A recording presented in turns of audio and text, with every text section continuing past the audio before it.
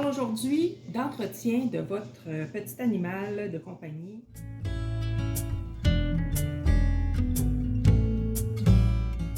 Puis je vais vous montrer les produits. Parce qu'il y a quand même beaucoup d'entretien, puis des fois on ne pense pas à les voir partout. Alors, pour les cochons d'Inde à poils longs, c'est quand même important de faire une vérification un petit peu de l'ensemble de la bête. Et pour m'aider, j'utilise un produit qui est dans le fond un antistatique que j'achète en magasin, là, tout simplement, et j'en mets un petit peu sur mon animal avant de le brosser, puis ça aide vraiment beaucoup. Je vais prendre un peigne à petites dents là, espacées là, convenablement, là, tout simplement, là, rien de bien particulier. Je ne prends pas de brosse, j'aime mieux un petit peigne comme ça. Puis je vais y aller doucement pour démêler le poil. Côté démêlé aussi, j'ai un autre produit qui est de la gamme Dogma, qui est une belle ligne de produits que j'ai essayé. C'est québécois. Puis ça aussi, c'est pour démêler le poil. Donc on peut en mettre un petit peu, c'est tout neutre comme pH, donc il n'y a pas de problème là, sur même les cochons d'Inde. Donc on y va doucement, on fait toujours attention, le derrière est toujours une région qui est plus sensible pour notre animal. Et c'est normal aussi, les cochons d'Inde, le poil s'en va vraiment facilement. Donc c'est normal que quand on brosse notre animal, qu'on le peigne, ben, il nous reste des beaux petits poils sur le peigne. Donc, une fois ça fait, moi, ce que je fais aussi, c'est que tout dépendant de la litière que vous utilisez, puis de ce que vous faites, comment vous entretenez, la région du postérieur pourrait être un petit peu plus sale.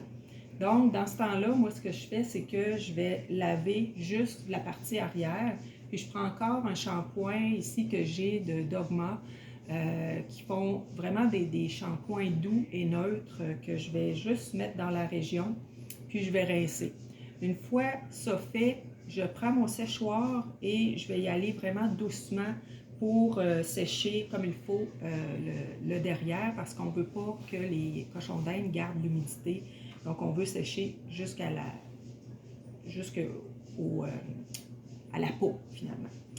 Aussi, je vais regarder dans le fond, est-ce que mon animal, côté peau, comment il est, est-ce qu'il y a il pourrait avoir des petits parasites ou... Ici, si tu veux t'approcher, parce que j'ai quelqu'un qui m'aide à filmer, je ne sais pas si on peut voir.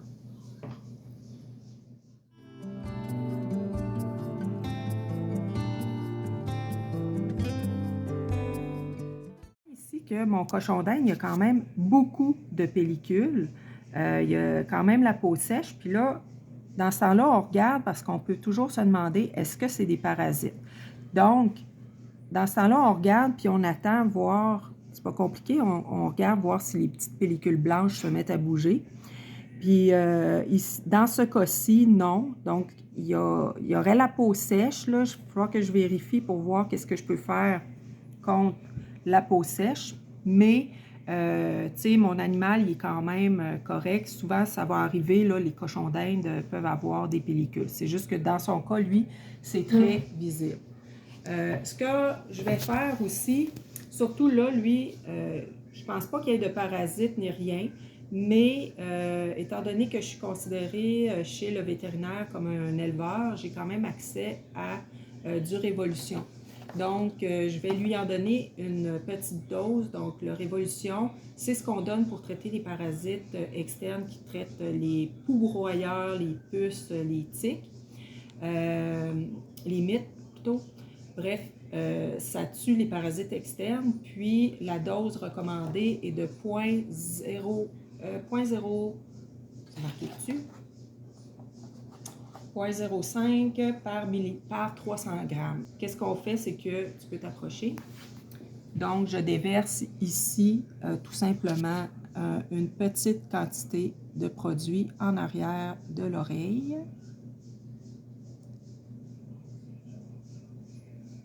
Pour les quantités de médicaments vétérinaires, moi, je vous dis qu'est-ce que je fais, mais je ne suis pas vétérinaire, donc en ce qui a trait au diagnostic de parasites ou si vous avez une inquiétude, c'est vraiment le vétérinaire, c'est pas moi là, qui fait foi là, de vérité à ce niveau-là.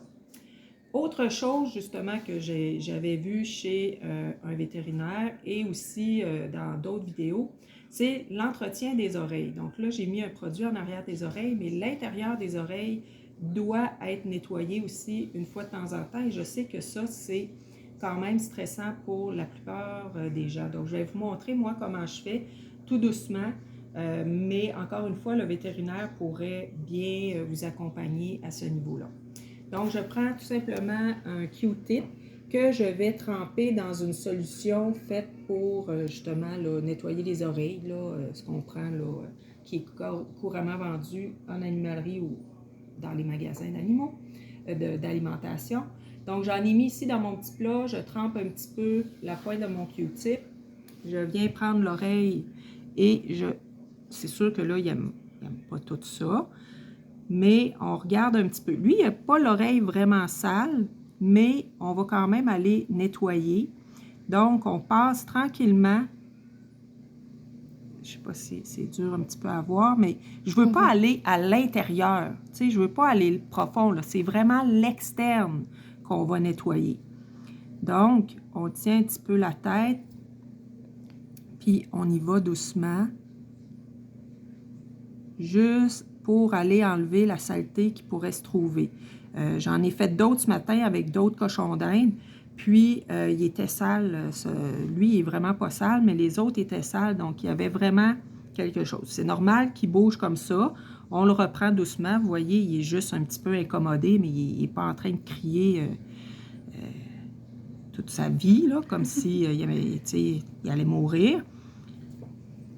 Puis quand il y en a beaucoup, ben on prend l'autre côté, puis on continue. Là, je vais faire ça pour l'autre côté. Donc, on ouvre, que vous puissiez mieux voir. Et puis, je m'en vais juste dans le fond, dans le lobe, pour enlever tout le noir qui pourrait s'y trouver. Comme je vous dis, lui, ben, il est très propre. Ce qu'on peut faire aussi après, parce que l'animal peut aussi se nettoyer lui-même en se secouant la tête, donc on peut prendre une petite quantité de notre produit, puis on va en mettre un petit peu dans l'oreille. C'est sûr que là, l'animal n'aime pas ça, puis c'est normal qu'il se secoue. On va brasser. On fait ça pour les chiens, pour les chats. Dans le fond, c'est eux qui doivent se nettoyer, puis ça va aller aider pour déloger ce qui pourrait se trouver à l'intérieur dans les canaux. Puis ça, ben, on ne touche pas à ça. Bon, là, j'ai plein de gouttes dans mes lunettes. Donc, c'est normal, il n'aime pas ça. On frotte un petit peu. Ah, tiens. Donc, ça, c'est ce qu'on fait pour l'externe. Donc, on vérifie, on brosse un peu. Ceux qui ont des poils courts, ben, vous n'avez pas cette phase-là. Je ne vous montre pas nécessairement ce que je fais, là, soit pour tailler le poil ou ça sera peut-être une autre vidéo là, par rapport au grooming pour le poil long. Là, c'est l'entretien. Donc, ceux qui ont le poil court avec leur cochon d'Inde, ben, pour vous, c'est vraiment cette étape-là est plus simple. Ensuite de ça, on peut regarder là, vraiment, bon, est-ce que notre cochon d'Inde est correct? Ses dents, ben, même si les dents ils ne seraient pas corrects, moi, je ne peux pas vraiment faire quelque chose pour ça, là. Mais des fois, on peut quand même regarder si les dents sont cassées. À ce niveau-là aussi, les cochons d'Inde, souvent, moi, ça m'est arrivé justement avec lui, qu'il s'était cassé une dent. Ça repousse en général, là, c'est pas tellement grave. C'est juste que ce qu'on va faire, c'est qu'on va couper beaucoup plus petit les légumes pendant le temps là, que les dents vont pousser. Parce que ce qu'on voudrait éviter, c'est que, exemple, les dents, si c'est les dents d'en haut qui cassent, bien que les dents d'en bas poussent, qui usent plus parce que l'animal mangerait trop doucement ou n'use plus ses dents. Mais en général, là, il n'y aura pas de problème, ça va repousser. Il va quand même continuer à manger son foin, puis les dents d'en bas vont se user. Donc, ensuite, on a les ongles. Donc, ça, c'est toujours aussi quelque chose qui est fait que les gens, en général, n'aiment pas faire. Donc, moi, ce que je fais, c'est que je vais prendre l'animal, je regarde un petit peu, là, tu peux peut-être t'avancer, comment il est rendu. Donc, lui, j'ai fait quand même régulièrement, c'est environ 6 semaines au maximum qu'il faut faire les griffes, sinon ça vient vraiment que ça pousse. J'utilise un petit coupe-ongle pour chat, là, en général, qui sont vendus. Puis là, je vais regarder, on voit la veine qui est rouge ici, là, c'est sûr que c'est plus facile quand l'ongle est transparent. Donc, ça, c'est la veine. Il faut essayer de ne pas couper la veine parce que là, ça, c'est sûr que ça fait mal. Donc, on y va doucement, puis on met notre petit coupe-ongle doucement ici, puis on va tranquillement couper. Donc, on a coupé un petit peu. On peut essayer d'y aller encore un petit peu. Oups. Il existe aussi, j'ai oublié de l'amener, si jamais vous coupez l'ongle, vous coupez la veine de votre cochon d'Inde, ça existe en animalerie, là, je vous mettrai le lien, ça s'appelle du Quick Stop. Donc, c'est une petite poudre qui est faite pour quand on coupe les ongles des chats ou des chiens, puis c'est bon pour n'importe quel ongle, là. Donc, ça stoppe le sang. Donc, si vous faites les ongles de votre cochon d'Inde, puis que vous coupez, ça m'arrive là, des fois de prendre la veine, bien, vous pouvez prendre un petit peu de poudre, mettre sur le bout de l'ongle, puis ça va arrêter de saigner, puis ça aide là aussi là, à ne pas s'infecter. Donc ça, je vous donnerai les renseignements. Donc, on fait ça pour toutes les pattes, ici, patte avant, évidemment, il y a 4 griffes. Patte arrière 3. Moi, j'ai remarqué que les pattes arrière, souvent, j'ai l'impression que ça pousse plus ou ça use moins que les pattes avant. Donc, souvent, c'est plus long en arrière qu'en avant. Pour si tu veux te réapprocher, pour les ongles qui sont plus foncés, la façon qu'on regarde, là, c'est un petit peu plus difficile, surtout là, lui, il est plein de poils. Tu sais, on peut se fier un peu, bon, l'autre, la grandeur, mais, tu sais, on va couper, là, tu sais, quand ça commence un petit peu à courber, là, tu sais, moi, c'est sûr que je ne couperai pas plus, là, où est-ce que la pointe de mon ongle est, là, je n'irai pas plus loin que là.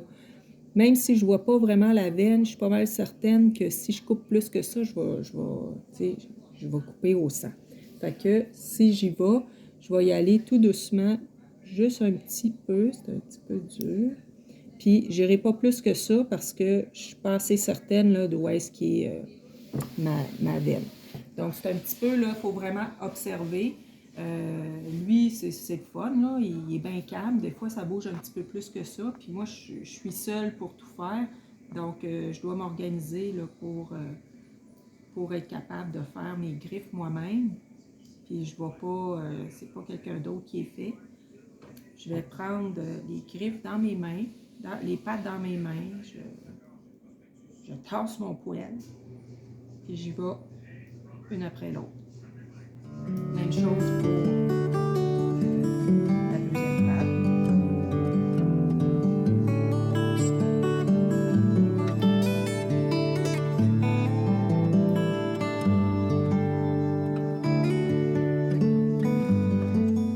On fait attention parce que quand on présente nos doigts, en général, il va pas même croquer. Parce qu'il fait pas tout le temps la différence. C'est vrai, ça se mange tout. Ensuite, les griffes en arrière.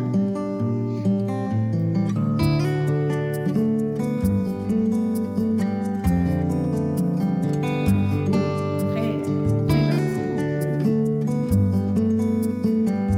Vous voyez, je fais le très plaisir.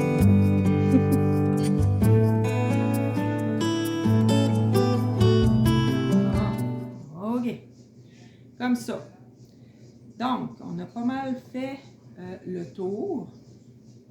Là, dans les mâles, lui c'est un mâle, on va aller voir parce que on peut nettoyer aussi une petite région.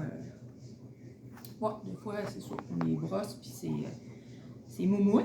Fait que ça n'aime pas toujours ça. Donc, ici, Là, j'ai encore oublié le nom, mais il y a la petite région ici du sac scrotal, je pense. Là, je me souviens plus exactement là, comment ça s'appelle. Tu peux t'approcher. Donc ça, moi, c'est rare que je vais nettoyer, mais on peut un petit peu le nettoyer, là. Ça sent pas très bon. Donc moi, ce que je prends, c'est une espèce de petite linge là, pour les chiens. Là, ici, eux autres, c'était pour les oreilles, là, mais il y en a pour les yeux, pour les oreilles, mais pour cette région-là, c'est pas, un ou l'autre va faire. Puis, je vais tout simplement un petit peu nettoyer. Sauf que je vous dirais que là, c'est pour la démo, mais je fais pas ça tout le temps, là. Puis la petite lingette, ben ça aide à... Ça pue! Mais sinon, tu sais, on n'a pas besoin de s'occuper de ça, puis c'est bien correct.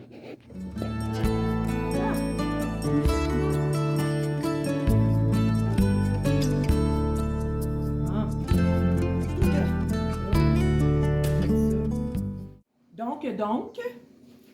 Donc, c'est pas mal ça, l'entretien que je fais.